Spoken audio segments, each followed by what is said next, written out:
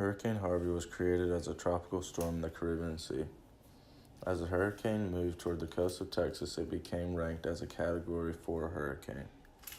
When reaching the coast, the center of the hurricane stalled in that area, releasing a record-breaking amount of water of more than 60 inches over the course of 4 days. Hurricane Harvey was devastating to all of the areas where the storm made landfall. According to the National Hurricane Center, Hurricane Harvey was the second costliest storm in America's history, costing $125 billion. They also said it affected around 13 million people while killing 88. This storm changed the lives of millions of people. Many of the people had to check into hotels or shelters due to their safety concerns or damage to their houses, and millions of cars were destroyed. The hurricane also flooded around 800 water facilities, causing sewer and chemical water to infiltrate the clean water.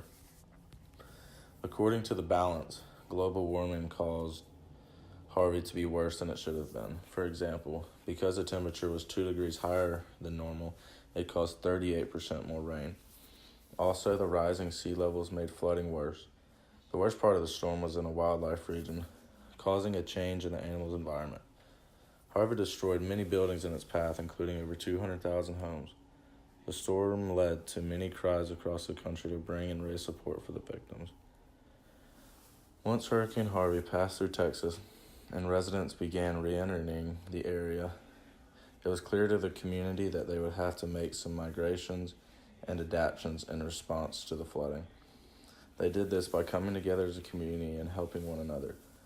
The government opened up shelters for families who lost their homes, and people who did not lose everything would eventually help other families who did. Before the hurricane, residents did what they could to save their properties by boarding up windows and using sandbags to keep water from entering the house. The state of Texas has numerous flood control devices, including dams, flood control reservoirs, levees, and floodgates. Over the past 20 years, architects have been designing homes, bridges, and buildings to withstand devastating events like this. There were never any reported communities that were abandoned. It took time for the areas affected to be livable again, but as the community came together, they eventually made the areas livable again.